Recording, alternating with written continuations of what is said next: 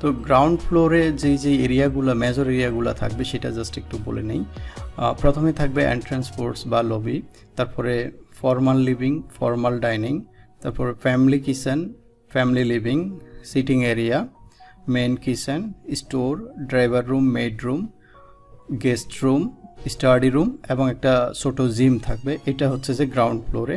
তো এখন আমরা ফ্লোর প্ল্যানের মধ্যে এরিয়াগুলোর ডিস্ট্রিবিউশনটা দেখে নিই, যেটা আমরা এর আগে সেটিং আউটে বলছিলাম যে এটা হচ্ছে যে ওয়াটার ফিচার এই দুই পাশে, এবং এগুলো হচ্ছে এন্ট্রান্স স্টেপ। এখানে এটা মনে হবে যে পানির উপরে বেশি আছে স্টেপসগুলো আর কি, প্রত্যেকটাই আলাদা সেপারেটেড, মাঝখান দিয়ে পানি দেখা যাবে। তারপর এখানে আসলে এটা হচ্ছে এন্ট্রান্স পোর্টস, এখান দিয়ে বিল্ডিংয়ে ঢুকার পরে এটা হচ্ছে যে ফর্মাল লিভিং রুম এই অংশটা। তো এটার ঠিক বাম পাশে এটা হচ্ছে যে ফর্মাল ডাইনিংয়ের আরেকটু বাম পাশে গেলে এটা হচ্ছে যে ফ্যামিলি কিচেন বা শো কিচেন এটাকে বলা যায়। শো কিচেনের ঠিক আরেকটু সামনে এই দিকে এটা হচ্ছে যে ফ্যামিলি লিভিং, এবং এটা একটা আউটডোর সিটিং এরিয়া। এটা বিল্ডিংয়ের বাইরে, উপরে ছাদ থাকবে।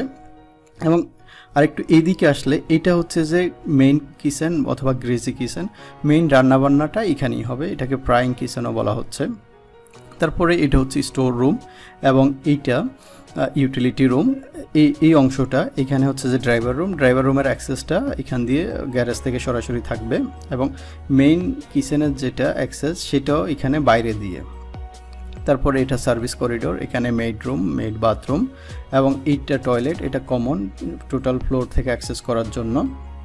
তারপরে যদি আমরা উল্টা পাশটাতে আসি, এইখানে এটা হচ্ছে যে সিঁড়ি ফার্স্ট ফ্লোরে যাওয়ার জন্য। সিঁড়ি থেকে সোজা এদিকে আসলে এটা হচ্ছে স্টাডি রুম, এবং স্টাডি রুমের পাশে এটা একটা বাথরুম। তারপরে এইখানে এই অংশটা যেটা বলছিলাম যে এটা একটা জিম ছোটোখাটো, এবং জিম থেকে আরেকটু সামনে এদিকে আসলে এটা হচ্ছে যে গেস্ট বেডরুম, এবং এটা অ্যাটাচ বাথরুম গেস্ট বেডরুমের সাথে। তো এটা হচ্ছে গ্রাউন্ড ফ্লোর প্ল্যান লেআউট। পুরো বাড়ির ভিডিও দেখার জন্য উপরের আই বাটনে ক্লিক করে দেখতে পারেন, অথবা নিচে ডেসক্রিপশনে লিঙ্ক দেওয়া থাকবে, সেখান থেকেও দেখে নিতে পারবেন। এতক্ষণ দেখার জন্য ধন্যবাদ, ভালো থাকবেন, আল্লাহ হাফেজ।